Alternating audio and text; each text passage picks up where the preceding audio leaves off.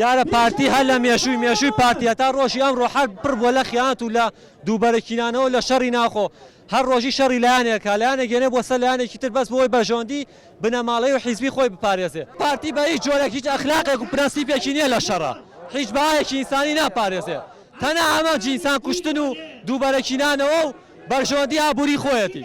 لەبەرەوە هەمووی گرێدراویەکە هەردووەکان حیزبی ناتۆی یا خزمەتکاری واشۆی وەک کۆنتڕۆڵی جۆکەری حاشا حازم جۆکەری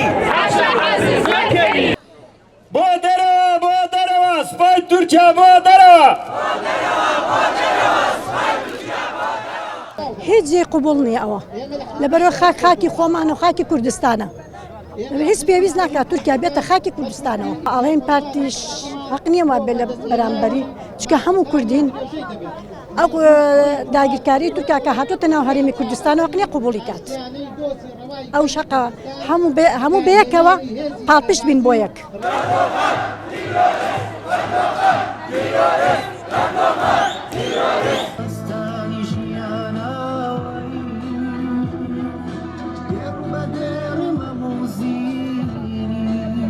هێرشی سەربازی دەوڵەتی فاشیستی تورکیا لە چەند لاوە بۆ سەرباشووری کوردستان دەستی پێکردووە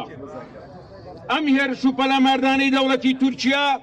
شایستەی هیچ پاسا و بیانوویەک نییە ئێمە بە توندی ئیدانەی دەکەین و دژی دەوەستینەوە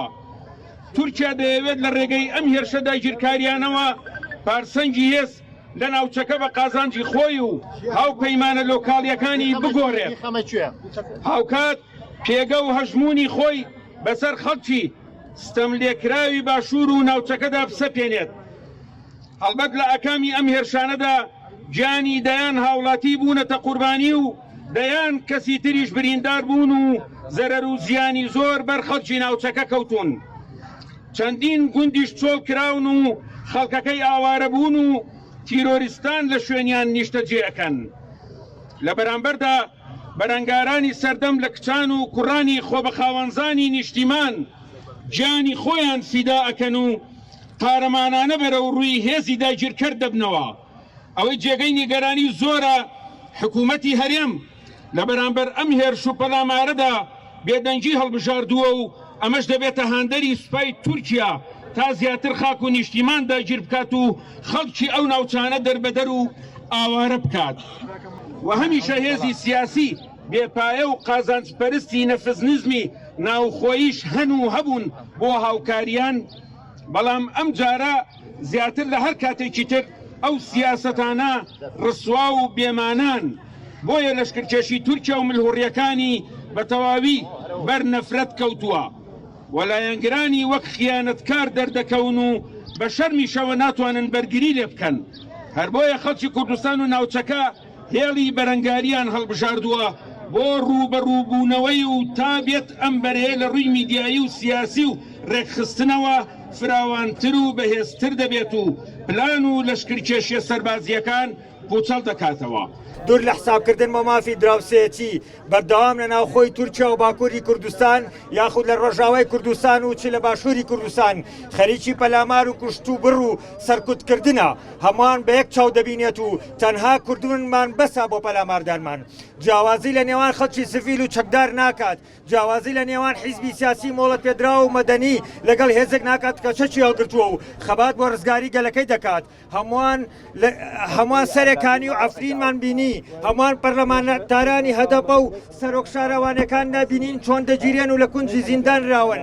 ڕێگا لە هەر ئازادی خوازێک دەگرن ئەدیب نووسەر ڕۆژنامەنووس و پارێزەر سەرجەمکی نیتۆشەکانی گەرەکەمان لەبەردەم هەرەشەدان ئێستاش بە بیانووی ڕاوەدونانی پەکەکە و بنبرکردنی تیرۆر بەردەوام خەریکی هێرشکردنە بۆ سەر باشووری کوردستان پەلاماری هەموو شتێک دەدات دار و بەردی کوردستان خەڵکی زڤیل دەکوژن دارستان دەسووتێن و دەبرن و دەیدزن و گوند و ڕز و باغ دەسووتێنن ئاژەڵ و مەڕووماڵەت دەکوژن و چرکی چیمیایی و فسفۆر و قەدەغەکراو بەکاردەهێنرێت بە تایبەتیش دوای ناساندنی کوشتوبڕی ئەرمەنەکان و نزیکبوونەوە لە یادی 100 ساڵی لۆزان و ئەگەری دابشکردنەوەی ناوچەکە دەیانەوێت دیسانەوە کورد بەدەستی بەتاڵ بێتە دەرەوە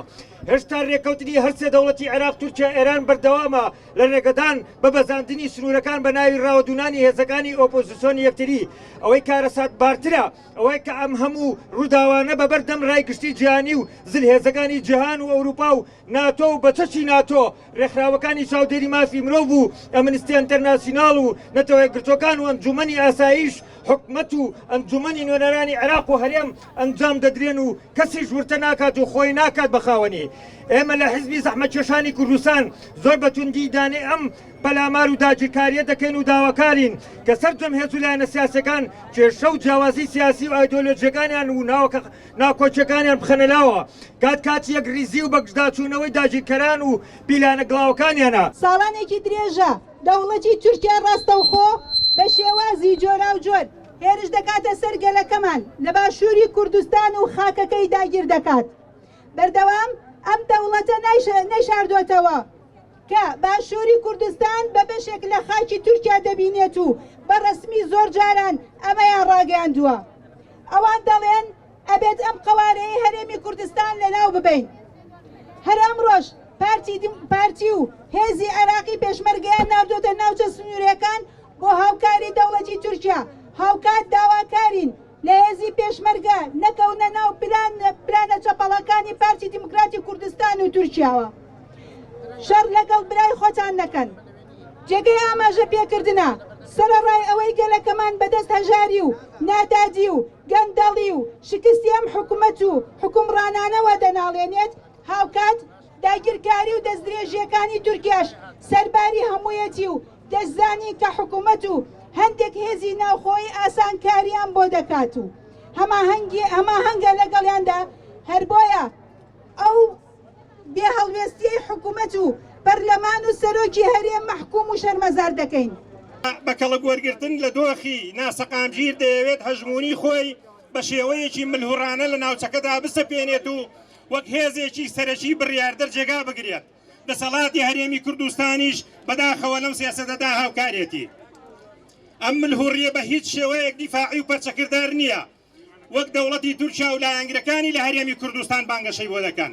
بەڵکو ئامانج لێی شەڕی دابەشکردنەوەی سیاسی و ئابووری ڕۆژهەڵاتی ناوین و فراوانکردنی ناوچەی نفوز و قەڵەمڕەوی دەسەڵاتە کە سەرنجام بە زەرەری خەڵکی ئازادیخوازی ناوچەکە و لە عێراق و تورکیا و ئێران و سووریا دەشێتەوە و دەبێتە هۆی پەرەپێدانی هەژاری و برسێتی و بێکاری و ئاوارەی زیاتر ڕاستەوخۆ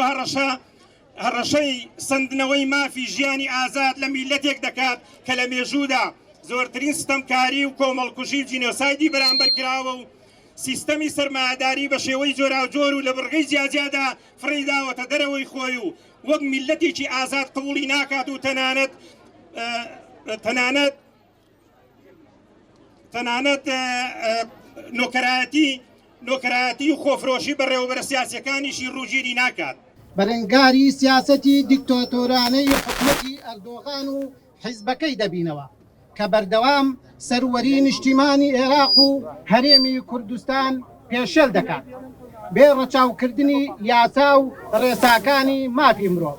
لە لەشکێشی و بۆردومانی دێهاتەکانی کوردستان دەکات و بەو هۆیەوە لە چەندین ساڵی ڕابردووتە بەدەیان هاوڵاتی شەهید بوون و زیانی زۆری گەیاندووە بە خەڵک و خاکی کوردستان ئێمە بە دریکردن بە بەرپرسیارەتی نیشتیمانی و بە هەنوەرگرتن لە مەترسیەکانی و سیاسەتی داگیرکاری دەوڵەتی تورکیا بۆ سەر باشوور و ڕۆژئاوای کوردستان داوا لە هەموو هێز و نێوەند و لایەنە سیاسی و کوردستانیەکان دەکەین پێکەوە بەرنگاری ئەو سیاسە دژمنکاریە ببنەوە داواکارین لە جەماوەری گەلەکەمان بە هەموو شێوازەکانی خەباتی سیاسی و جەماوەری و ئیعلامی دژی دەستدرێژی و دژمنکاری و سوپای دەوڵەتی تورکیا بۆسێنێتەوە پێویستە هەردوو حکومەتی عێراق و هەرێمی کوردستان لە ئاسی بەرپرسیارەتی یاسایی و نیشتیمانی خۆیاندا هەڵوێست وەربگن و کار بکەن بۆ کۆتایی هێنان بە داگیرکاری